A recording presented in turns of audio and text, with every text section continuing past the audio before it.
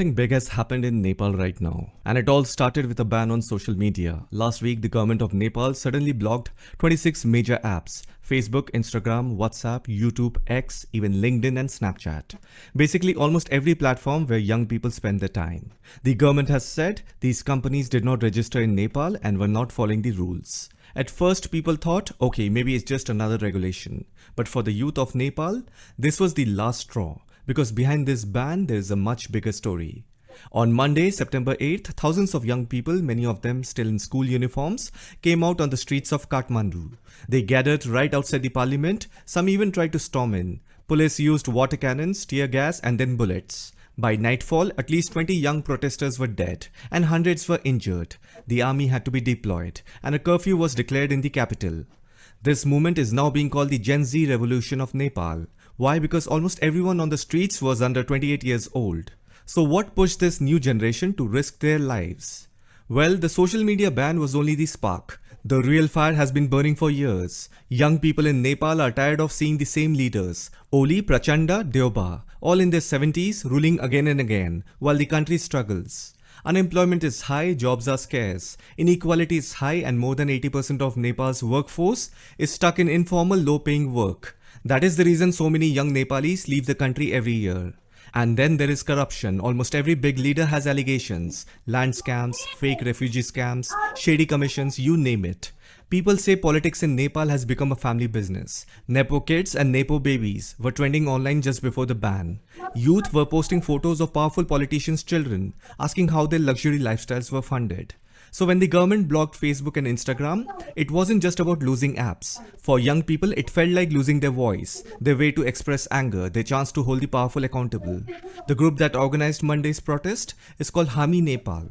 Its chairperson said clearly, this is a response to government actions and corruption. And the message on the streets was simple: stop corruption, not social media. Now this is where the real analysis begins. Hami Nepal, what is this organization? Who are the people behind? Always remember this pattern. There is always an NGO, especially foreign-funded ones, are suspected behind any kind of political coup. Look at Eastern Europe, Serbia 2000, Bulldozer Revolution, Georgia 2003, Rose Revolution, Ukraine 2004, Orange Revolution and 2014, Euromaidan. Look at Tunisia, Egypt, Libya, Syria during Arab Spring 2011. Same has been seen in Myanmar 2021 coup and earlier unrest.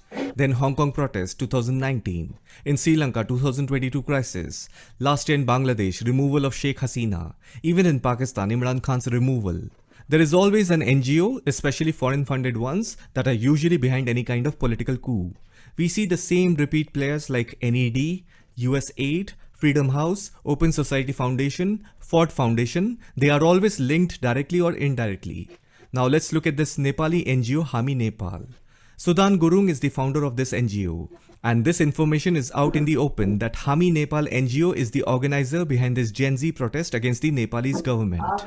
Now we need to see who funds Hami Nepal NGO. There's always the money trail. Without money, you cannot mobilize such a huge rally and NGOs cannot function. So the financial backing of this NGO comes from various individuals and organizations. But I will point out two particular organizations that will shed some light on what is actually going on. One is the Barbera Foundation, second is the Infinity Holdings. In fact, the chairman of these organizations have been facilitated by the NGO during their annual general meeting. Here is the website, you can read more about it. If you look at Infinity Holdings, Deepak Bhatta is the chairman. Do you know who this guy is and what his company does? He is an arms dealer who was involved in arms procurement for Nepal's armed forces. Plus, he has corruption charges against him for procuring small arms for Nepal police from an